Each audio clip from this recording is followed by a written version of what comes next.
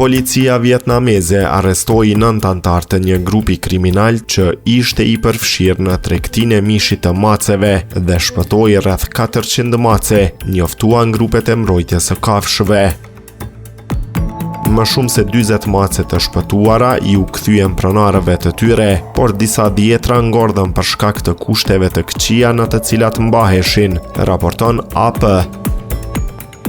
Një hetim u nis në qytetin Ho Chi Minh për një seri vjedhjesh kafshësh shtëpiake dhe çoi në zbulimin e një rrjeti kriminal, raportojnë mediat lokale, të cilat deklaruan se policia zbuloi 45 kafaze me afërsisht 400 mace të gjalla dhe 4 enshkum të mbushura me akull, me afërsisht 80 mace të ngordhura, ndërsa 21 mace të gjalla u gjetën në një vendodhje tjetër.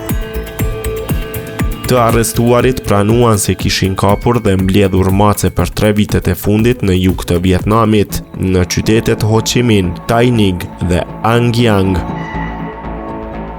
Konsumi i mishit të qenëve dhe maceve është i ligjshëm në Vietnam, por shitësit duhet të kenë certifikata me origjinë shtazore.